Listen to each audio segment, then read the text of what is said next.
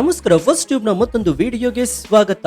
ಸ್ನೇಹಿತರೆ, ಭಾರತದ ಆಂತರಿಕ ಭದ್ರತೆ ಮತ್ತು ಕಾನೂನು ಸುವ್ಯವಸ್ಥೆಯ ಇತಿಹಾಸದಲ್ಲಿ ಬುಲ್ಡೋಜರ್ ಎನ್ನುವುದು ಕೇವಲ ಒಂದು ಮಣ್ಣು ಅಗೆಯುವ ಯಂತ್ರವಾಗಿ ಉಳಿದಿಲ್ಲ.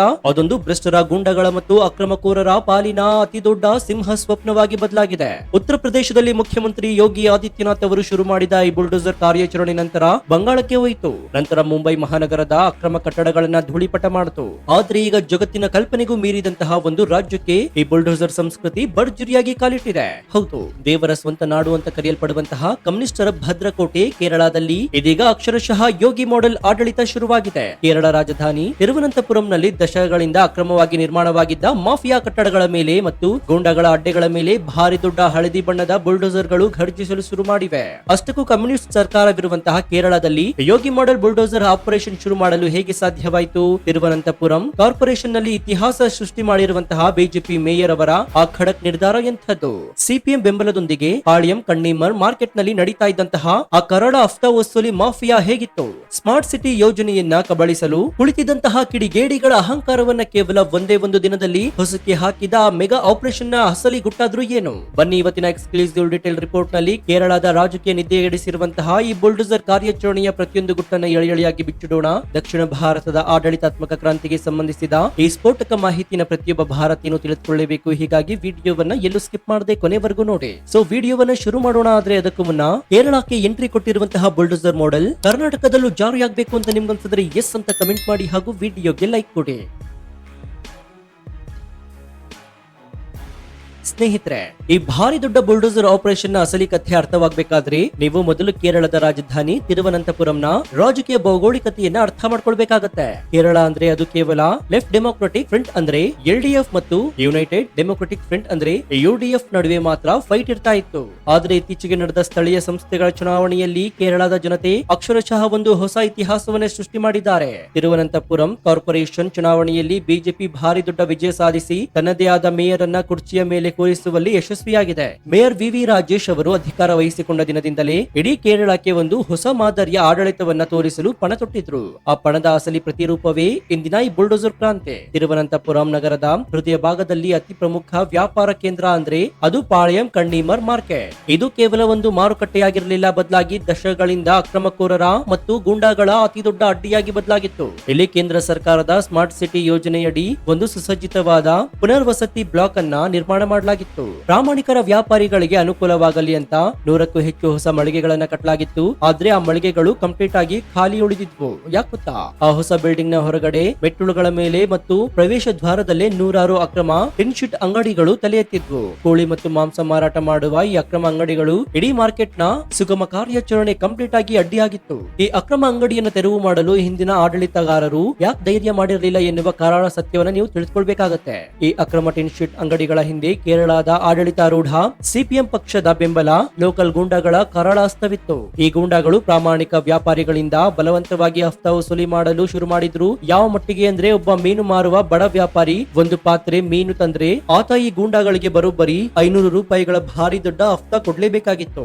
ಒಂದ್ ವೇಳೆ ಹಣ ಕೊಡದಿದ್ರೆ ಅವರಿಗೆ ವ್ಯಾಪಾರ ಮಾಡಲು ಅವಕಾಶವೇ ಇರ್ತಿರ್ಲಿಲ್ಲ.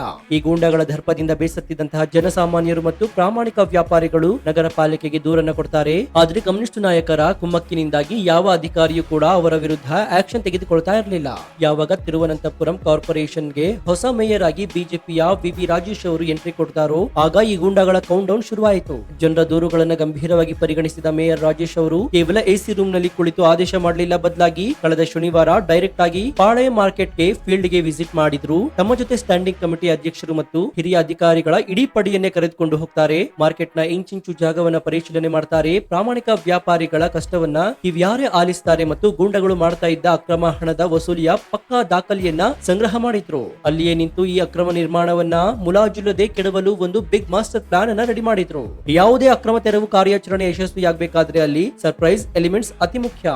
ಮೇಯರ್ ರಾಜೇಶ್ ಅವರು ಇದೇ ತಂತ್ರವನ್ನ ಬಳಸ್ತಾರೆ. ಭಾನುವಾರ ಬೆಳಗಿನ ಜಾವ ಇಡೀ ನಗರ ನಿದ್ದೆಯಲ್ಲಿದ್ದಾಗ ಏಕಾಏಕಿ ಭಾರಿ ದೊಡ್ಡ ಪೊಲೀಸ್ ಪಡೆಯ ಕಾವಲಿನೊಂದಿಗೆ ಹಳದಿ ಬಣ್ಣದ ಬೃಹತ್ ಬುಲ್ಡೋಸರ್ ಗಳು ಪಾಳೆ ಮಾರ್ಕೆಟ್ ನತ್ತ ನುಗ್ಗಿ ಬರ್ತವೆ. ಗೂಂಡಾಗಳಿಗೆ ಮತ್ತು ಅಕ್ರಮಕೋರರಿಗೆ ಏನಾಗ್ತಿದೆ ಅಂತ ಮಾಯವಾಗುವ ಮುನ್ನವೇ ಬುಲ್ಡೋಸರ್ ನ ಬೃಹತ್ ಹಲ್ಲುಗಳು ಈ ಅಕ್ರಮ ಟಿನ್ ಶೀಟ್ ಅಂಗಡಿಗಳನ್ನ ನುಚ್ಚು ನೂರು ಮಾಡಲು ಶುರು ಮಾಡಿದ್ವು. ಸಿಪಿಎಂ ನಾಯಕರ ಫೋನ್ ಕಾಲ್ಗಳಿಗೆ ಕಾಯ್ತಾ ಇದ್ದ ಪುಂಡರಿಗೆ ಪೊಲೀಸರು ಡೈರೆಕ್ಟ್ ಆಗಿ ಲಾಠಿ ರುಚಿಯನ್ನು ತೋರಿಸಿದ್ರು. ಕೇವಲ 2 ಗಂಟೆಗಳ ಭರ್ಜರಿ ಕಾರ್ಯಾಚರಣೆಯಲ್ಲಿ ಬರೋಬ್ಬರಿ 12 ಅಕ್ರಮ ಅಂಗಡಿಗಳು ಕಂಪ್ಲೀಟ್ ಆಗಿ ನೆಲಸಮವಾದವು. ಸ್ಮಾರ್ಟ್ ಸಿಟಿ ಬಿಲ್ಡಿಂಗ್ ನ ಮೆಟ್ಟಿಲುಗಳಿಗೆ ಅಡ್ಡಲಾಗಿ ಕಟ್ಟಿದ್ದಂತಹ ಪ್ರತಿಯೊಂದು ಅಕ್ರಮ ಶೆಡ್ ಗಳನ್ನ ಕಿತ್ತು ಬಿಸಾಕಲಾಯಿತು. ಯಾವ ಗೂಂಡಗಳು ನಿನ್ನೆ ತನಕ ಮೀನಿನ ವ್ಯಾಪಾರಿಗಳ ಬಳಿ 500 ರೂಪಾಯಿ ಹಫ್ತಾ ವಸೂಲಿ ಮಾಡ್ತಾ ಇದ್ರು, ಅವರು ಇಂದು ಬುಲ್ಡೋಸರ್ ನ ಘರ್ಜನೆಗೆ ಹೆದರಿ ಕಾಲ್ಕಿತ್ತಿದ್ದಾರೆ. ಪ್ರಾಮಾಣಿಕ ವ್ಯಾಪಾರಿಗಳ ಕಣ್ಣಿನಲ್ಲಿ ಆನಂದ ಭಾಷ್ಪ ಸುರಿತಾ ಇತ್ತು. ದಶಕಗಳಿಂದ ಯಾರು ಮಾಡಲು ಸಾಧ್ಯವಾಗದ ಕೆಲಸವನ್ನ ನೂತನ ಮೇಯರ್ ಕೇವಲ ಒಂದೇ ಒಂದು ದಿನದಲ್ಲಿ ಮಾಡಿ ಮುಗಿಸಿದ್ದಾರೆ. ಇನ್ನು ಸ್ನೇಹಿತರೆ, ಇದನ್ನೇ ನಾವು ಯೋಗಿ ಮಾಡೆಲ್ ಅಂತ ಕರೆಯೋದು. ಉತ್ತರ ಪ್ರದೇಶದಲ್ಲಿ ಯೋಗಿ ಆದಿತ್ಯನಾಥ್ ಅವರು ಇದೇ ತಂತ್ರವನ್ನ ಬಳಸಿ ಮಾಫಿಯಾಗಳ ಬೆನ್ನೆಲುಬನ್ನ ಮುರಿದಿದ್ದರು.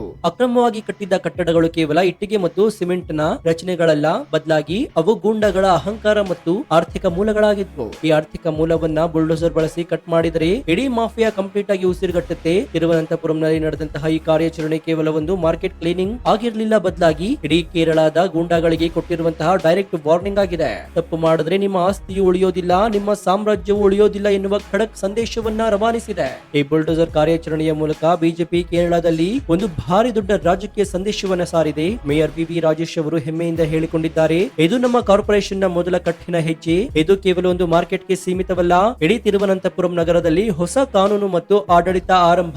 ಇನ್ಮುಂದೆ ನಮ್ಮ ಆಡಳಿತದಲ್ಲಿ ಅಕ್ರಮಗಳಿಗೆ ಜಾಗವಿಲ್ಲ, ಪ್ರಾಮಾಣಿಕರಿಗೆ ಮಾತ್ರ ಬೆಲೆ ಎನ್ನುವುದನ್ನ ಸ್ಪಷ್ಟಪಡಿಸಿದ್ದಾರೆ. ಕೇರಳದಲ್ಲಿ ಕಮ್ಯುನಿಸ್ಟ್ ಆಡಳಿತದಿಂದ ಬೇಸತ್ತಿರುವಂತಹ ಜನಸಾಮಾನ್ಯರ ಮುಂದೆ ಬಿಜೆಪಿ ಈಗ ತಿರುವನಂತಪುರಂ ಮಾಡೆಲ್ ಅನ್ನ ಅತ್ಯುತ್ತಮ ಆಡಳಿತದ ಉದಾಹರಣೆಯಾಗಿ ಇಡ್ತಾ ಇದೆ. ಇನ್ನು ಈ ಬುಲ್ಡೋಸರ್ ಕಾರ್ಯಾಚರಣೆಯಿಂದ ಅತಿ ಹೆಚ್ಚು ಲಾಭವಾಗ್ತಾ ಇರೋದು ಕೇಂದ್ರ ಸರ್ಕಾರದ ಸ್ಮಾರ್ಟ್ ಸಿಟಿ ಯೋಜನೆಗೆ. ಇಷ್ಟು ದಿನ ಕೋಟ್ಯಾಂತರ ರೂಪಾಯಿ ಖರ್ಚು ಮಾಡಿ ಕಟ್ಟಿದ್ದ 100ಕ್ಕೂ ಹೆಚ್ಚು ಮಳಿಗೆಗಳಿಗೆ ಬೀಗ ಬಿದ್ದಿದ್ವು. ಅಕ್ರಮ ಅಂಗಡಿಗಳ ಹಾವಳಿಯಿಂದಾಗಿ ಒರಿಜಿನಲ್ ವ್ಯಾಪಾರಿಗಳು ಒಳಗೆ ಹೋಗಲು ಹಿಂದೆಟನ್ನ ಹಾಕ್ತಾ ಇದ್ರು. ಈಗ ಹೊರಗಡೆ ಕಂಪ್ಲೀಟ್ ಆಗಿ ಕ್ಲೀನ್ ಆಗಿರೋದ್ರಿಂದ ಆ ಎಲ್ಲ ಖಾಲಿ ಮಳಿಗೆಗಳು ಈಗ ಪ್ರಾಮಾಣಿಕ ವ್ಯಾಪಾರಿಗಳಿಗೆ ಸಿಗುತ್ತೆ. ವ್ಯಾಪಾರ ವಹಿವಾಟು ಸುಗಮವಾಗಿ ನಡೆಯುತ್ತೆ. ಹಫ್ತಾ ಕೊಡುವ ಭಯವಿಲ್ಲದೆ ಬಡ ಮೀನುಗಾರರು ನೆಮ್ಮದಿಯಿಂದ ವ್ಯಾಪಾರ ಮಾಡಬಹುದು. ಇದು ನಿಜವಾದ ಅರ್ಥದಲ್ಲಿ ಅಭಿವೃದ್ಧಿ ಅಂದ್ರೆ ತಪ್ಪಾಗೋದಿಲ್ಲ.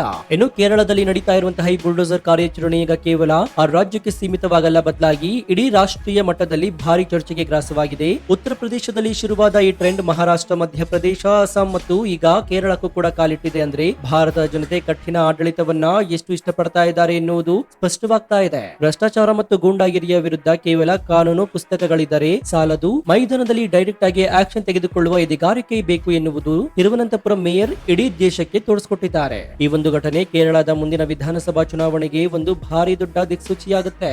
ಇಷ್ಟು ವರ್ಷ ಕೇರಳದಲ್ಲಿ ಬಿಜೆಪಿ ಕೇವಲ ಒಂದು ಸಣ್ಣ ಶಕ್ತಿ ಅಂತ ಕಡೆಗಣಿಸಿದಂತಹ ವಿರೋಧ ಪಕ್ಷಗಳಿಗೆ ಈಗ ಅಸಲಿ ತಾಕತ್ತಿನ ದರ್ಶನವಾಗಿದೆ. ಆಡಳಿತ ಸಿಕ್ಕರೆ ನಾವು ಹೇಗೆ ಬದಲಾವಣೆ ತರ್ತೀವಿ ಎನ್ನುವುದನ್ನ ಬಿಜೆಪಿ ಪ್ರಾಕ್ಟಿಕಲ್ ಆಗಿ ಪ್ರೂವ್ ಮಾಡಿದೆ. ಕೇರಳದ ಯುವಕರು ಮತ್ತು ಪ್ರಜ್ಞಾವಂತ ನಾಗರಿಕರು ಈಗ ಬದಲಾವಣೆಯ ಗಾಳಿಗೆ ಬೆಂಬಲ ಸೂಚಿಸ್ತಾ ಇದ್ದಾರೆ. ಇದು ಎಡಪಕ್ಷಗಳ ಭದ್ರಕೋಟೆಗೆ ಬಿದ್ದಿರುವಂತಹ ಅತಿ ದೊಡ್ಡ ಬಿರುಕು ಎನ್ನಲಾಗ್ತಾ ಇದೆ. ಒಟ್ಟಾರೆಯಾಗಿ ಹೇಳೋದಾದ್ರೆ ಸ್ನೇಹಿತರೆ, ಕೇರಳದ ತಿರುವನಂತಪುರಂನಲ್ಲಿ ಘರ್ಜಿಸ್ತಾ ಇರುವಂತಹ ಈ ಬುಲ್ಡೋಸರ್ಗಳು ಕೇವಲ ಅಕ್ರಮ ಕಟ್ಟಡಗಳನ್ನ ಮಾತ್ರ ಕೆಡುತ್ತಿಲ್ಲ, ಬದಲಾಗಿ ದಶಕಗಳ ಭ್ರಷ್ಟಾಚಾರ ಮತ್ತು ಗೂಂಡಾಗಿರಿಯ ಅಹಂಕಾರವನ್ನ ಧೂಳಿಪಟ ಮಾಡ್ತಾ ಇವೆ. ಪ್ರಾಮಾಣಿಕ ಬೆಲೆಗೆ ಸಿಗುವ ಮತ್ತು ಅಕ್ರಮಕೋರರಿಗೆ ಶಿಕ್ಷೆಯಾಗುವ ಈ ಯೋಗಿ ಮಾಡೆಲ್ ಆಡಳಿತ ನಿಜಕ್ಕೂ ಕೂಡ ಅಭಿನಂದನಾರ್ಹ.